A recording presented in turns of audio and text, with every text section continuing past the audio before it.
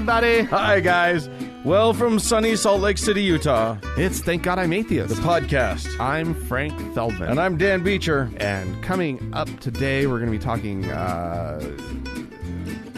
about some addled minds. Ours, apparently. Mainly some folks on the far religious right who are actually starting to see civil war on the horizon. Yes. In these United States, all about the issue of abortion. It's quite interesting stuff. It says a lot about their worldview, and so we're going to dig into that. Yeah. And figure out what our worldview is. Yeah. What does it all mean? Are they even worth fighting? What does it mean? Can we put them on? Can we give them a little section and just let them go? Well, there's that movement as well. Yeah, I know. They're starting that one. Maybe we can do that. All right. We'll get around to all of that. Yeah, absolutely. But first, Dan. Yeah. I would like to look at the story of a Florida state representative. Okay. In their state legislative body. Yes. Who this last session sponsored a bill that would have basically done in Florida what is being done in so many states with the abortion bans. Sure. His specific ban or abortion ban did include some exemptions for rape, incest, medical emergency, human trafficking, and domestic violence, but this was a heartbeat bill. Right. Which is a hilarious term for it because the earliness of when they're doing these things, these zygotes, these fetuses don't have hearts. They don't actually have a heart yet. Right. So they can't really have a heartbeat. Okay, interesting. There's like a pulsation that happens in the cells. Right. But there's no heart. I don't know. That's heart-esque, Dan. Well, what we were talking about earlier, you and I, was how good the right is at naming things. Yeah. They're very good at making they have some sound some very skills in that regard. Anywho, the fact is, at this point now, his bill sort of died in committee, but he laments the fact that he included those exceptions. He says that, and the reason that he laments it is because God spoke to him directly. About this and said to him, "That wasn't my bill." Oh, dear. That wasn't my bill. He went on record during a speech saying all this stuff to the Women for Responsible Legislation group in Pensacola, and as plain as day, God spoke to me. He says, "Oh wow." He heard God's voice. And I knew immediately what he was talking about. He knew it. He shouldn't ever let anyone abort. No, never. Oh my God. The great thing about this article, it just really had me laughing.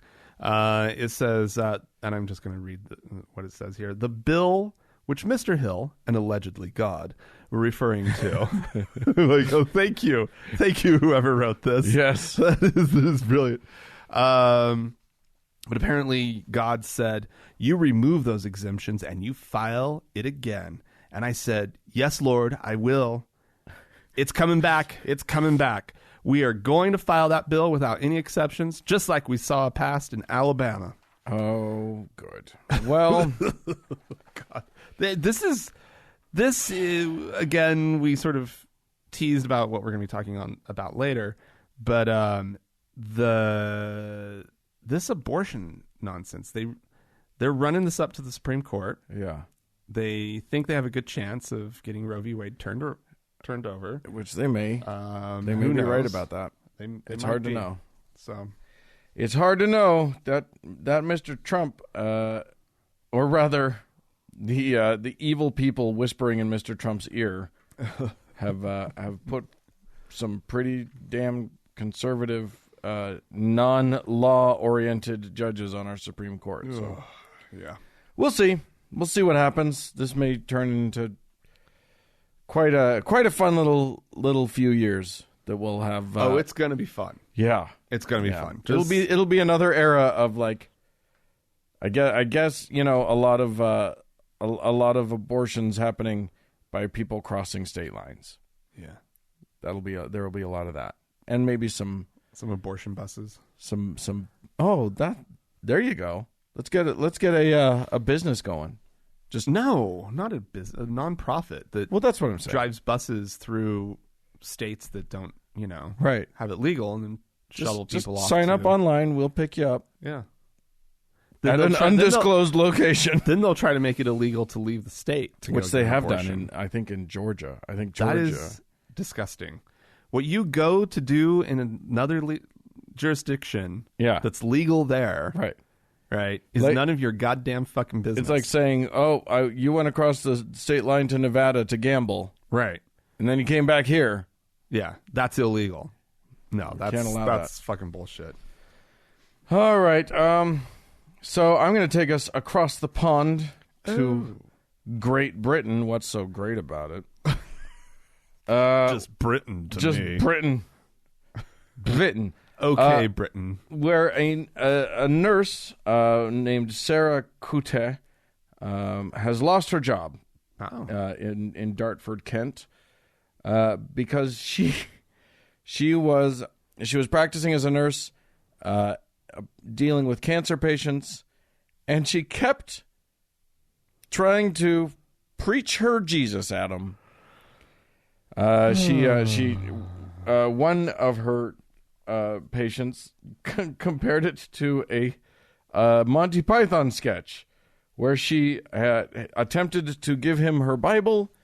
She quoted scripture at him and finally asked him to sing along with her a hymn, a psalm of some sort. Okay. Awkward. That's very, very awkward. And also very much against the code of conduct for nurses in that country. Sure, yeah. So she was fired from the NHS and was yes. So this created a hubbub.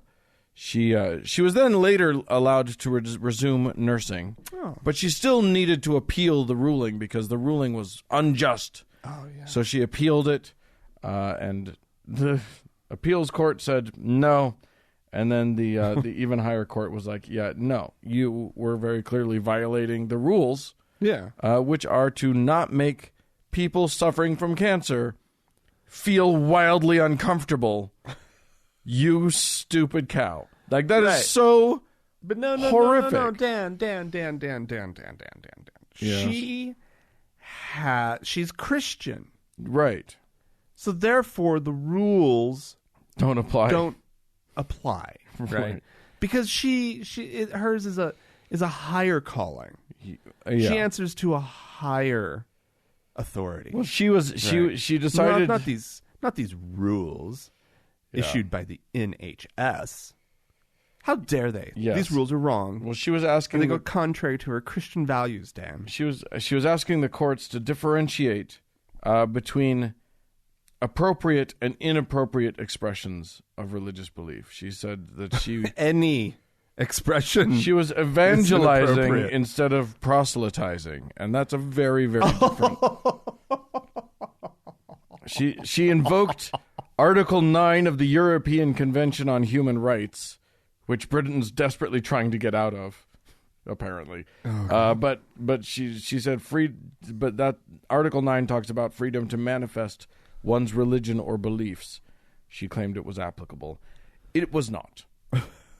They've decided no. So yeah, she lost that. All right. Well, good.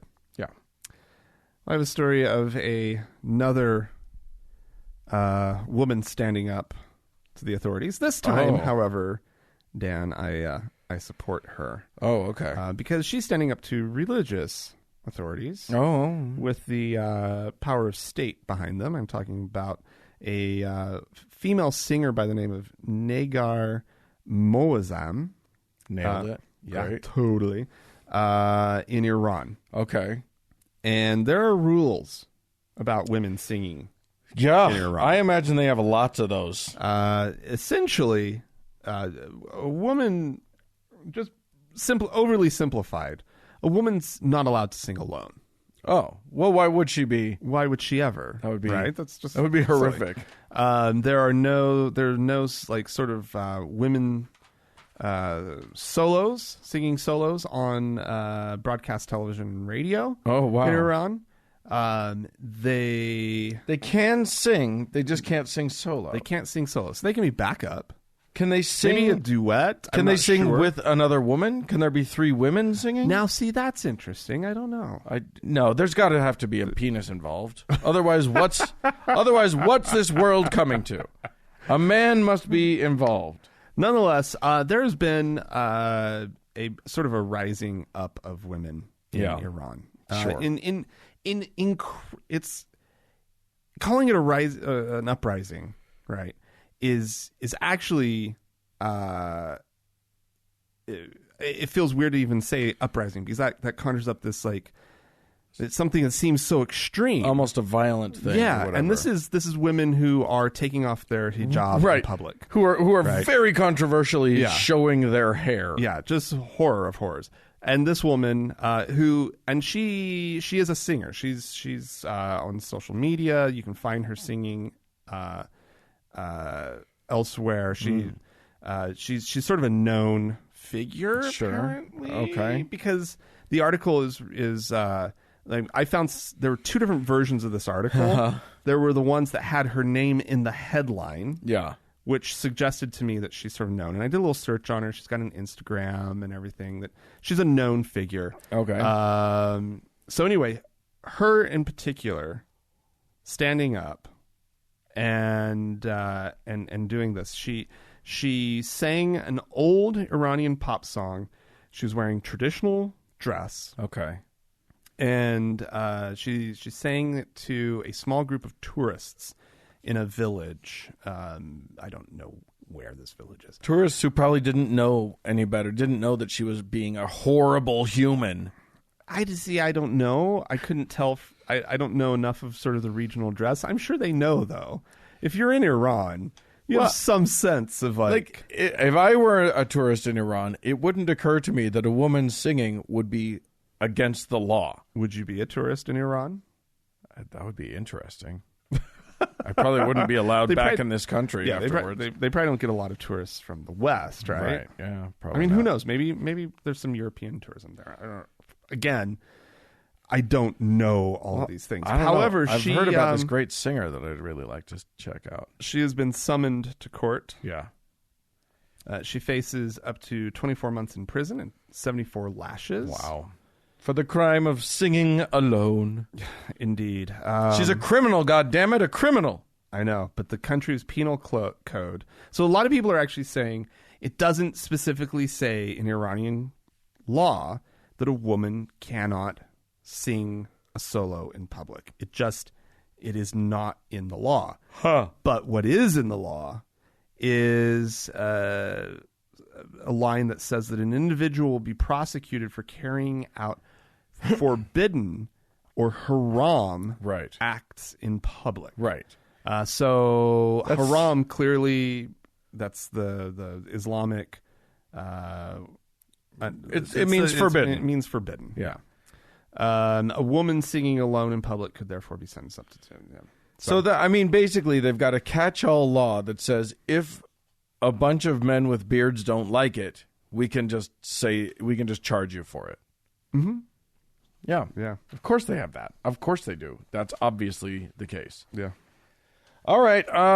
I'm going to take us to Michigan, where their Attorney General, Dana Nessel, has just done a thing. And it's like an actual thing. And it seems like it's like just the tip of an iceberg. Okay. She actually had 5 Catholic priests who are connected with the state's probe into child sex abuse arrested. What? They're actually seeing consequences. What? Yeah. This is an investigation that began last summer and under her predecessor. And she said that looking into this could uncover a lot more. And yes, so it looks like she's actually pursuing this, and she's actually going to bring the weight of the law against criminals who molest children. So that's good. Wow. You don't ever see that. No. Yeah. This is Yeah. landmark. So, and these guys had already sort of fled the state. I don't know if they fled, but they were in like totally. They were all over the place in different states. There's Priests on the one run. who's under arrest, or rather, who is they're awaiting extradition from India. But these guys were far flung, hoping I assume hoping that they'd just get away with it by no longer being in proximity, but. Probably up to their old tricks in these new places. Very, very possibly, but they are about my to God. face justice, and hopefully that is a trend that will continue in these United States. Because how delightful is that? Real consequences. Yeah. Maybe if priests were a little bit more afraid that they might go to fucking jail, rather than just knowing for a fact that they'd get away with whatever that it is that they do, maybe they'd think twice. So sick. It's so sick. All right. Well, good. Good. Yeah. Good on her. Dana, what was her name? Something? Yeah, my hat is off to you. Nestle. Dana Nessel. She's going places. Yeah. I mean, she's already gone places. Oh, I mean, oh, she's yeah, exactly. an attorney general. Yeah, So. she's that's a place to go for sure. All right. Well, over there in New Jersey, Oh, good. Yes. Dan, there's a charter school by the name of Bergen County Arts and Science Charter School. Of course, charter schools are public schools. They sort of work under the. It's an interesting little concept, right? That it's kind of an alternative school set up by another organization. Right. They sort of work under the public school standards and whatnot. Yeah, but they get to like do their own thing. They get to have like a focus, Kind of. right, Yeah. of sorts. I Usually. find a lot of them to be very problematic. Yes. I have encountered some that are actually really good. Yes. But in the meantime, let's look at this school. It is actually housed in a rented space from the Holy Trinity Roman Catholic Church Oh. in Hackensack. Okay. They're set up again, public school, but the landlords Yeah. have their own agenda. Of clearly. course they do. And so when a rainbow heart was painted as part of a mural on a couple like a column in the Okay. school, Sure. and it has some. Oh, I like that. That's subversive. I like has it. some interlocking male symbols that kind of look like a Keith Haring painting. Okay. You know the ones. Oh, yeah, yeah. I think right. I know what you're talking about. Pretty famous imagery. Cutesy little thing. Cutesy little thing, and it really looked great. It was obviously a pride type symbol, LGBTQ positive sort of thing. whatever, right? Yeah. Well, the Holy Trinity Roman Catholic Church did not like this. No. So they have requested that, one, the school refrain from consistently painting on the public surfaces, and two, that the school remove some content in this new painting, Yeah. which included some symbols of sexuality. Oh. I'll remind you, it's a rainbow and two people holding hands. Sexual. Sexuality. Yeah. Look. It's inappropriate for the building, is what they say. Yeah. Because the building is also utilized by parishioners of the church. Right. There's other parts of it that are used for it, as well as the school, right? Yeah. And so, but it's like, but one of your tenants is a public school. Yeah. So you kind of have a problem there. I mean, it seems like this has been problematic from the beginning. Like, you didn't have to tell me about the Rainbow Heart for me to go, there's a problem with public school happening on a church property. Yes, That's because already a problem. this is also not the first time that they've had objections to something Well, that's been hanging up. There was a school psychologist who was forced to take down an LGBTQ supportive poster. Right. So if you buy that first objection, which is please don't paint our walls. Sure. Right. If you think that if you're going to be gullible enough to think that that's what the real problem objection is, was, yeah. Just know that there was a poster that had to be taken down too. They've clearly shown that what they really are objecting to is material that supports LGBTQ rights or equality or issues. It's a fucking Catholic church. What did they think they were going to... They're renting a school. This is a former school space. What I'm saying this was a is... Catholic school that closed because they couldn't get enough kids to go to it. What I'm saying is either it's got to be a secular building that this either the Catholic school has to let it go completely. Right. Or you fucking don't have a public school there. You just don't do it. Okay. And this is how far it goes, Dan. So just last year, the school abolished a long-running daily educational program which taught students about a unique historical figure each day. But apparently during Pride Month, they included LGBTQ figures, and so the church was even objecting to curriculum. Yeah.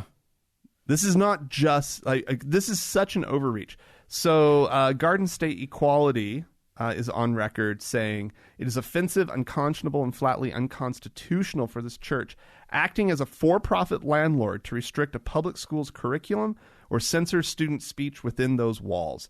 This type of hate-fueled bigotry is precisely why New Jersey needs, and then it goes on to make a point about inclusive curriculum, which they did pass and goes into effect next year. Great. So, yeah. I mean, it's just, and that's the perfect point. It is acting as a for-profit entity right now, renting out a space to a public entity. Yeah. You're just shut up. You're just the fucking and take the money. Then. Yeah. Right. You cannot control what happens within those walls. This is no longer a Catholic school. Right. It's a charter school. It's operating in your space. Right. Shut up. Yeah. So that pissed me off. Well, there you go. I'm PO'd. Good. You should be angry. Or TO'd, as we would say, because we weren't allowed to say pissed off. We would say ticked off. Yes. And then you shortened that. Shorted it to TO'd. I am ticked off. Not that either phrase actually makes any sense. What the fuck does pissed off mean? I'm TO'd. I'm just TO'd. Shouldn't it be T'd-O, technically? That's not how it works, Dan. Okay. I'm going to take us finally to Tel Aviv in Israel, where the grand and possibly incorrectly titled Eurovision competition took place this year. Yeah. Fun. Yeah. Big music. I don't know if they know thing, right? where Israel is, but it feels like the Euro part of Eurovision has gone askew.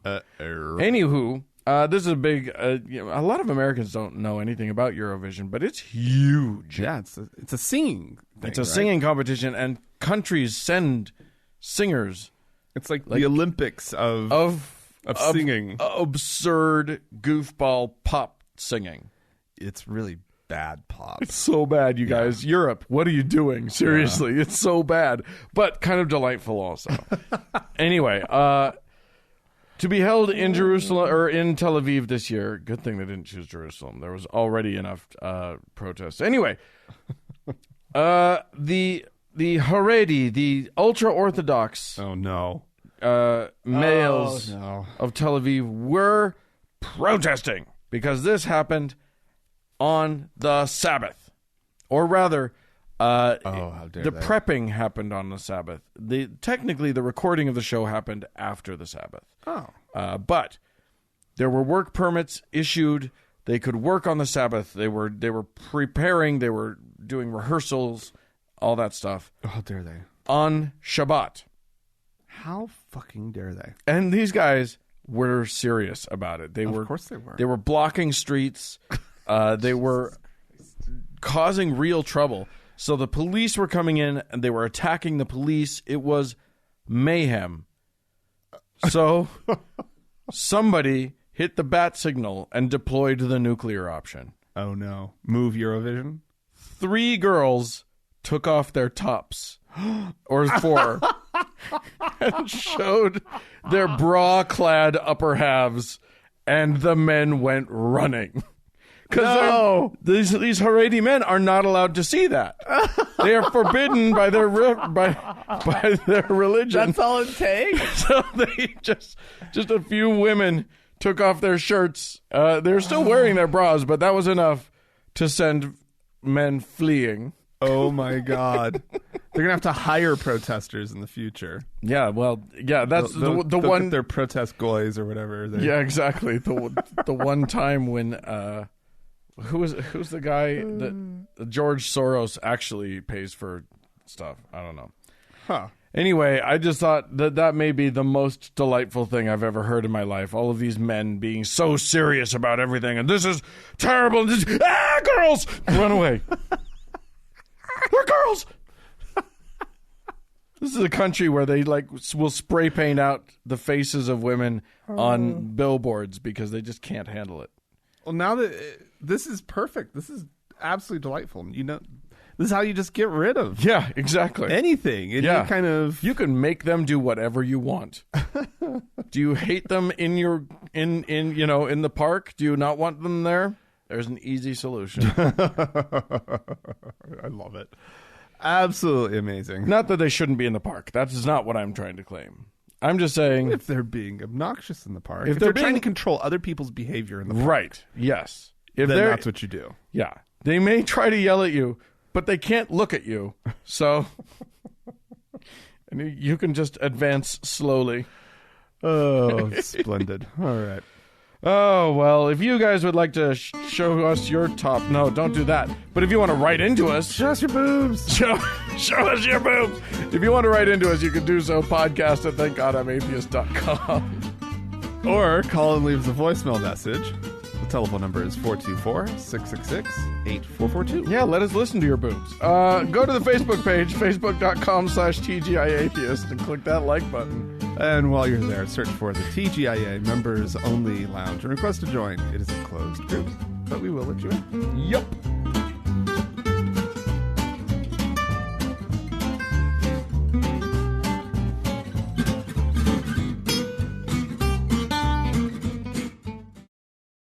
Hey, Dan. Yes, sir.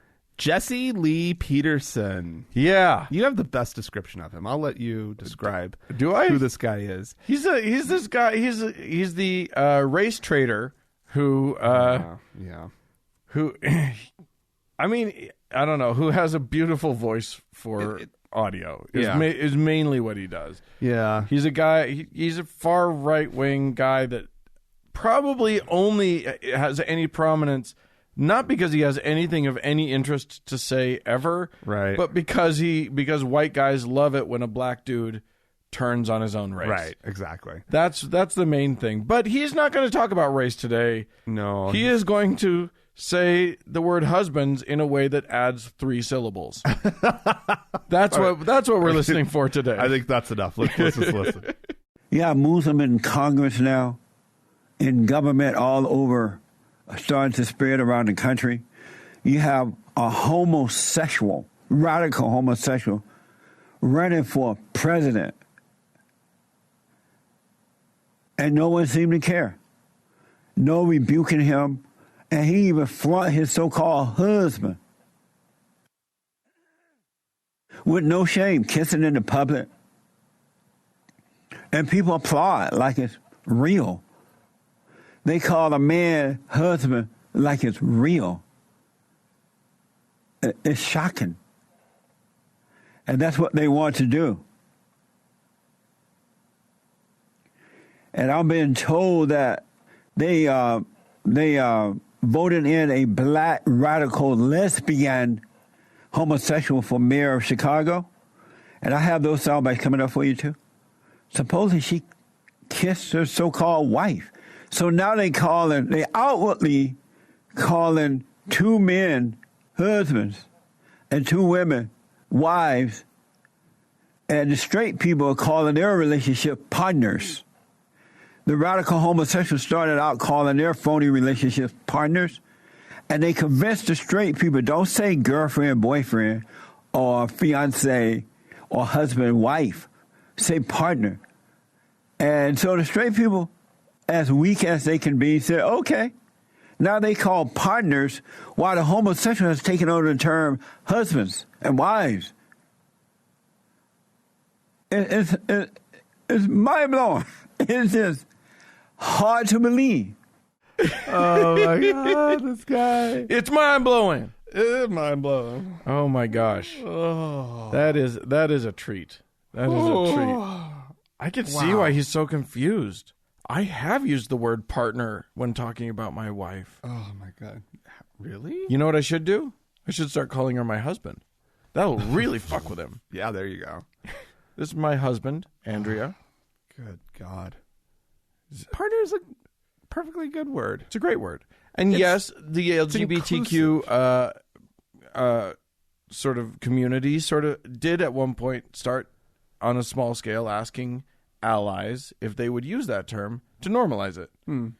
But that was before marriage came around. Right. So yeah, now it's like, okay, we know what to call a married person. Right.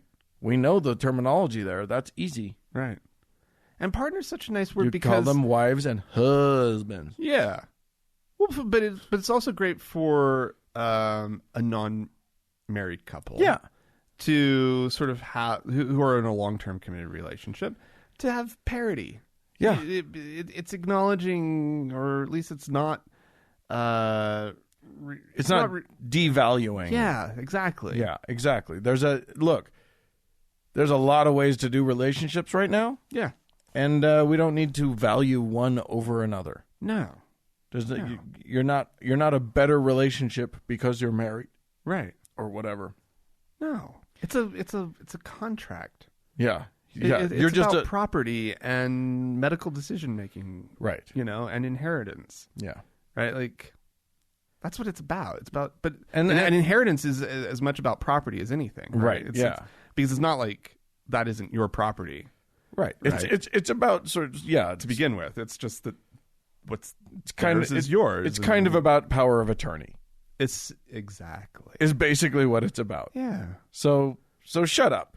Yeah. It's about power of attorney and a splendid, splendid party. Yes. Well, one hopes. One hopes.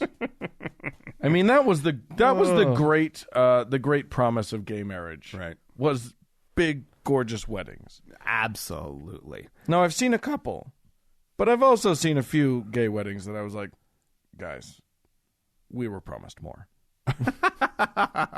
Step up your game. I would like to point out one thing that he says in here, Uh-huh. which is calling Pete Buttigieg a radical homosexual. Yeah. The most... The least radical human on the earth. Yeah, exactly. Like, this is just... But the fact that, I mean, in that guy's world, in Jesse, whatever his name's world, Yeah. being gay Is radical. is radical. Yeah. Because we're in fake relationships. and Yeah. We're calling them real. It's almost like it's real. right. I can't stand that people are talking about gay relationships like they're real. Well, I mean, I will say, there is a correct usage of the word here. If you're saying that by legalizing gay marriage, that there was a radical change to the understanding of what marriage is. It goes to the basics, to the roots of it, because it is now also it's something that we had recognized as a society for a very long time, which is marriage is a love relationship. Right. Right. That in and of itself was a radical change. Which was a radical change. That was a radical departure from what marriage had been for centuries. Which was truly just about property. Yeah. Right. Yeah, and status and stuff, but it wasn't a love relationship. It was Right. it was a business proposition. Yes. And so, anyway. Yeah. There you go. I, however, do continue to see it as something that more contractual. Yeah, You know? sure. Because if you're in a loving long-term relationship, at a certain point, you're just like, well, should we just Well, that's what make things easier? That's what Andrea and I did. And it didn't make anything any easier for us, but we realized, I mean, our impetus for getting married had nothing to do with like our relationship. It just had to do with realizing, oh shit, if Andrea was in an accident, her parents would like take over the decision making. And that's what I mean by easier. Yeah. Is that you don't, in those tough moments, you don't have to have this argument. Right. Everything's just decided. It's clear. It's legal. Right. It's binding. She has decided who she wants to make those decisions. Exactly. And it ain't them, it's me. Right. And I decided that the same with her, although my parents would have defaulted to her anyway. Exactly. But you know, who wants any indecision or trick? You know, you don't want it to be tricky in that moment. Right. Exactly. So you just make that call. Rip. Yeah. So there you go. Okay. We had some folks write into us. Oh, good. Kieran wrote into us. Hey guys, Kieran here. I'm a wee bit south of you. I'm stuck in Salem, Utah. Salem. Stuck. You're not stuck. You're just there for a few years. You'll be fine. Yeah. I recently started listening to your show, and as an ex-Mormon teenager of 16, it's been oddly comforting hearing from other ex-Mos who live relatively close. I don't exactly have any friends who aren't Mormon, and my parents are incredibly Mormon as well. So it's meant a lot to me to be able to listen to your show. Anyway, keep up the good work. Love you guys. Thought I'd send a ramble of appreciation your way. Well, Kieran, thank you. Yeah, thank you so much. And yes, don't worry. You'll believe me. I know that it feels like it'll be forever, but you'll be out of there soon enough. Yeah, in the grand scheme of things, it's a couple years, and it's a couple years. Just enjoy your life down there. Yeah, do your best, and all will be well. Yeah, and then move to the big city, like Salt Lake. Well, terrifying urban town that it is. Oh, there's an amazing phenomenon. You say that, but there's an amazing phenomenon on the Salt Lake City subreddit where people will write in for like advice for where to move or advice for whatever, right? And there are so many people moving in from places like Salem or whatever who legitimately do see Salt Lake as the big scary city, right? And they see this crime-ridden scary city.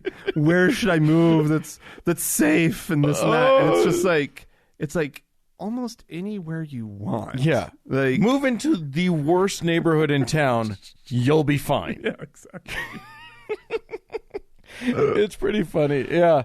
I was in Wendover, which is a border town between Utah and Nevada. Right. And the only thing it has is the nearest legal gambling to Salt Lake City. Right. And I was talking to a local who worked in one of the casinos, and she was like, and I said, so do you like living here? Because she lived in West Wendover, which is, I think, the Utah side of the city. West would be on...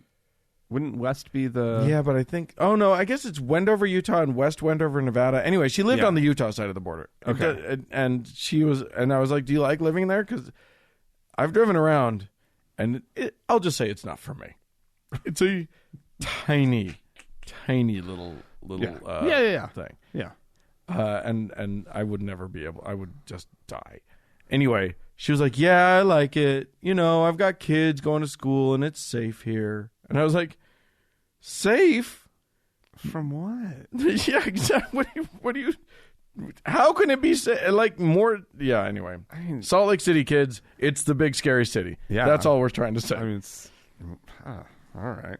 Anyway, let's look at, this is from AC, who sent us a whole story.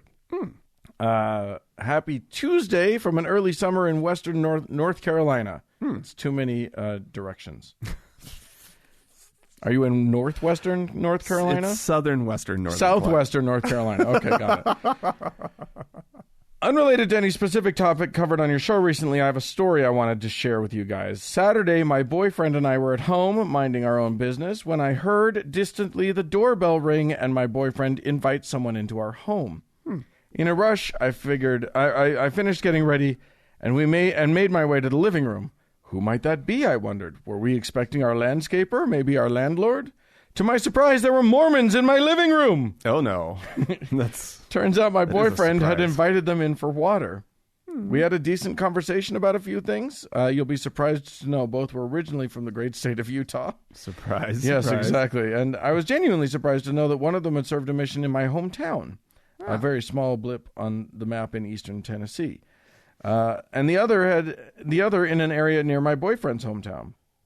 They drank, rested for a moment, and with no Bible pushing involved, left with a, "I hope you have a nice day, thank you so much again." And that was that, except for the smell of sunscreen left hanging in the air. Oh, yeah, well, they're pasty white boys from Utah. I never wore sunscreen.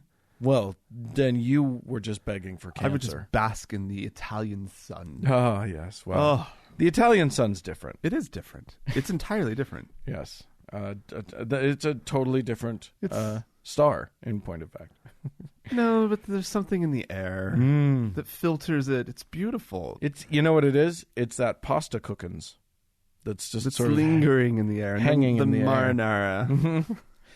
Anyway, AC goes on to say, all in all, it was a pleasant experience and a reminder from my boyfriend that though a person's beliefs may be different, they are still a human being. You can still carry on a conversation, choose not to get along, or choose to get along and set differences aside Nice. and exist on the same earth. Yes. Yeah. She you, says. AC. She says. P.S. My or he. She. I don't know who AC is. AC says. P.S. My boyfriend did tell me he opened the door. Thus, thank you for stopping by, but we're okay. However, would you guys like some water? Nice. Apparently, Okay. one of them looked parched. We should reiterate the TGIA official stance on Mormon missionaries, Find a household chore. which is give them work to do. They will do it. If they come to your door, the last thing they want to be doing is going door to door. Yeah. They may need to make an appointment for the next week or whatever. Right. But, give them some work to do. Seriously, you got some windows that need cleaning? Need some heavy things taken out of your garage? Some help. Yeah. Anything. Absolutely. Reorganize that garage. Yeah. Get that help. And they get to count it as service. With the flower beds need some attention. And so You know. it counts for them. It's good for them. It's good for you. You can even say, we're not interested in hearing your message about your church. If you listen to us, you know quite a bit about the Mormon church anyway. Or you could just look at them and be like, "Do you want a stat? I'm a free stat. Like, give me a Book of Mormon." You can tell your district leader that you placed a Book of Mormon. Yeah. Yeah. Just be totally like transactional.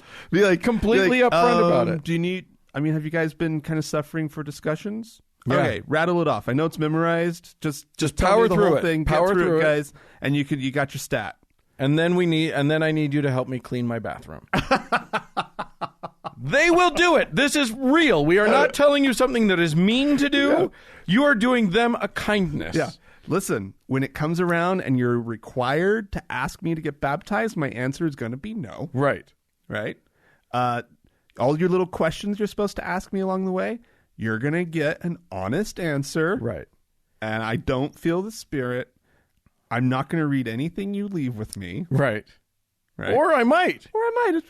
Read the Book of Mormon. It's boring as shit, but you like don't want to read it. No, don't read the Book of Mormon. It's really awful. It'll waste your time. But at least you could say, I've read the Book of Mormon, which is Give an the nice interesting. boys a stat. And Because it's all stat. It's all and a based glass on of numbers. and a glass of water. Yeah. You give them that, they will be happy as pie.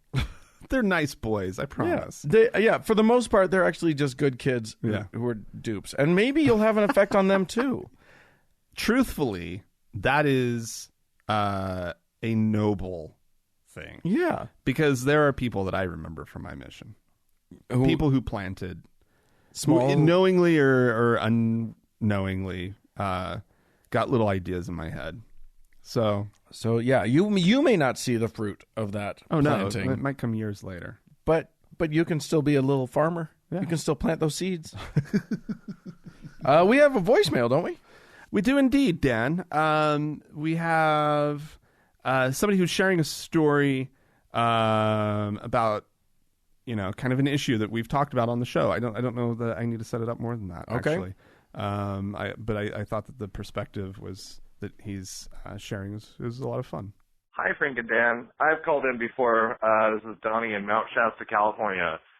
So I have heard you guys talk about trans issues and trans bathrooms, and I literally got the funniest comment from my goddaughter earlier today as we were going to a hot springs, which is clothing optional. And I was warning her, I'm like, so there are going to be naked people there, boys and girls. And she says, Aunt Donnie, you're stupid. There's only two sets of tidbits in the world. Some have one, some have the other, and rarely some have both. It's really not important. And I thought that was the most logical and to-the-point explanation of how stupid the bathroom issue is. But anyway, you guys do a great show. I listen to you regularly while I'm setting up my restaurant for work, and I completely enjoy you. Keep up the good work. Have a great day. I just love it. Tidbits. Look, and the future of this nation. Yeah, exactly. The next generation. Well, I mean, that's the truth. For every struggle that our generation and those before us have with like, how do I process all of this? The next generation's just already done. Yeah. We're still going, but what if they do this? Wait, is it okay if, and I don't know how to say the thing, and the next generation's like, why is there a problem here? Right. What is happening? There you go. But, yeah. Do you remember when in our generation, gay kids weren't out of the closet by the time they were in junior high? God. Well, yes, Dan, I remember that. I know you do. I lived that. I Dan. know you do. Isn't that crazy? I appreciate you pulling up horrible memories. Splashing around in your deep, dark past. My teenage years spent in rural Oklahoma. Oh, God. Blah.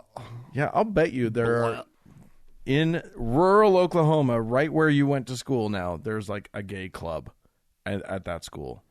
I mean, that would be interesting to research. At Fort Gibson High School. Yeah. I don't know. Who knows? But that's how the world is going. That's the direction it's headed. And then there will be no gay clubs because it'll just be like, why would there be a club just because we're gay? It won't be a gay club. It'll just be a club. Right. There'll just be like the person club. Yeah. You know? It'll just be so normal. We'll just have a, human being club. All right, well, we have some people to thank. Oh, Dan. good. We have one new venerable listener this week. I suspect this isn't actually their name. Adopt a homeless 1961 Corvair and oppose speed limits and seatbelt laws. That's what's written in the name line. No, that sounds like a legit name. Beautiful name. It does roll off the tongue, doesn't it? Yeah. Well, thank you. Adopt. Where do you find a homeless Corvair? Because I don't know. I would definitely adopt one. I probably would too. But we sure do appreciate your support of the show. Thank you so and much. also, we need to acknowledge and thank and bow down on our knees to our Lord and Savior, our top donor, Jash! Well, peace be upon Jash. Yeah. And Lordy Lord. And all that sort of thing. Hey, listen, if you guys want to be among the best people in the world and contribute to our show, keep us rolling, you may do so by going to thankgodimatheist.com and finding the button that says you can contribute, support us. And that just, it's super easy. It just takes you there. You just type a little bit of stuff into the various fields, and then you're done. And then you can feel the warm glow that comes from being venerable or faithful, a saint, who knows, beatified. Listen, this is not not actual deity here. You can be our Lord and Savior. Yeah, you can dethrone Jash if you want to. You can. So get out there and do it. Thanks, everybody. Thank you.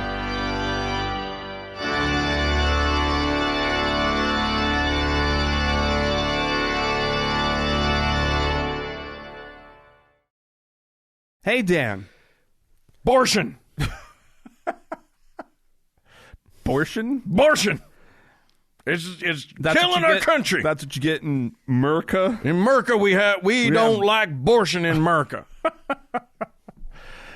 Indeed. In fact, it's been it's been a rough few weeks Yeah. on this issue as states are passing, as we talked about earlier in the show, these these heartbeat laws. So-called heartbeat. So-called heartbeat laws. Again, a little bit tricky. They're being tricks. They're being tricksy.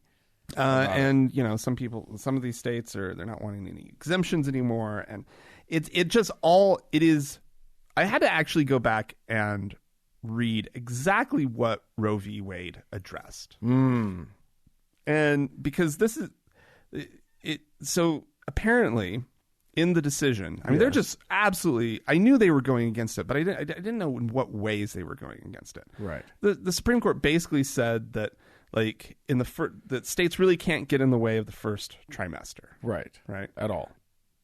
The second trimester, there can be some sort of health issues, certain exemptions, whatever, but those had to be there.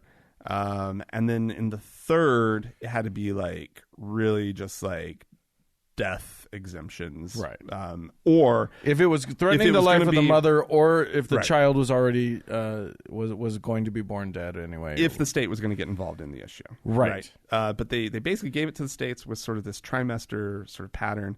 That's really rough. We probably got a couple of the details wrong, but that's sort of the whole idea. And so for them to be like saying no exemptions and whatnot, like the Supreme Court said, no, there have to be. You have to allow this. You have to allow abortion with. Yeah, you have to allow it completely in the first trimester. Yes. And now and so they've been picking away at it. These conservative states with all these rules and regulations about how essentially it has to be like a hospital operating room, right? And the hallways of the building have to be 8 feet wide so that two gurneys can pass each other in the night. Yeah, crazy regulations, all designed just to add burden. Right. The way the Utah legislature treats alcohol. Yeah, exactly. Just random meanness. Yeah, out of spite. Absolutely. Well, this is all part of this concerted effort to try to get it back in front of the issue back in front of the court so that Roe v. Wade can be overturned. Right. And they're making progress on it. The religious right absolutely is making progress. But what is absolutely nuts about this whole thing is that the far right is now there's this bubbling sort of like speculation about civil war over this issue. Right. And they've talked about, apparently this has been going on for a long time. And so the direction I wanted to go with this isn't like, oh my God, they're planning civil war. It's, what is this mindset? How do they see the world that they think that civil war is coming over this? Right. Well, here's one of the tricks. One of the tricks of this thing is that it is, it used to be only the crazy fringe, like, prophet, the sort of like, the fireman prophet types, or the or fucking what's his name over at InfoWars, Alex Jones, or whatever, the conspiracy theorists, all of these nutballs, who are always claiming that everything's going to turn into a civil war. Right. You know what I mean? They've been saying this for a long time.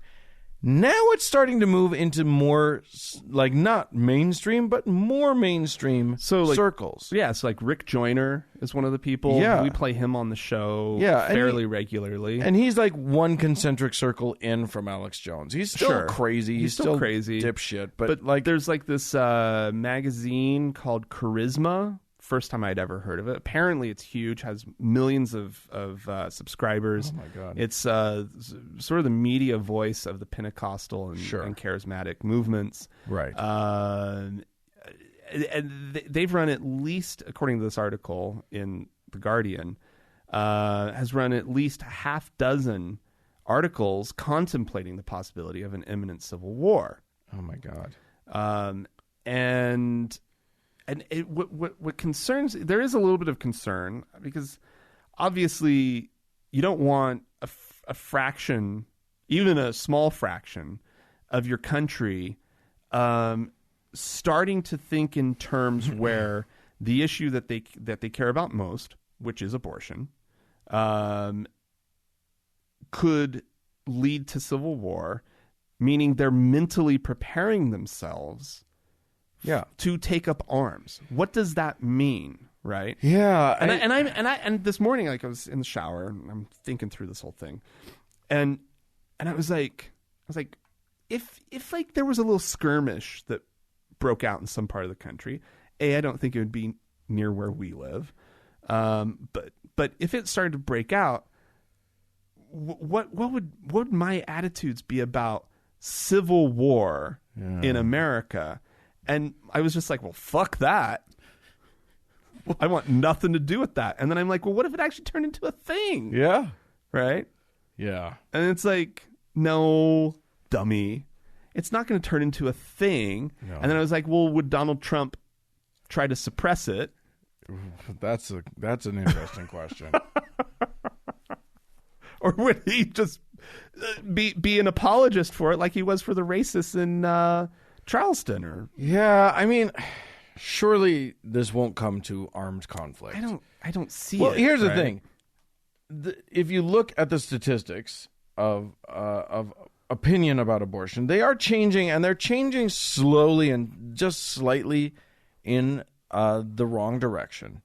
But that's an up and down that happens constantly. It's just an up and down. Right. But I was looking at Gallup's sort of over the years lineup of opinion about abortion. Okay. And even now, you've got 80% of Americans believe that abortion should either be legal under certain circumstances or legal under any circumstance. Right.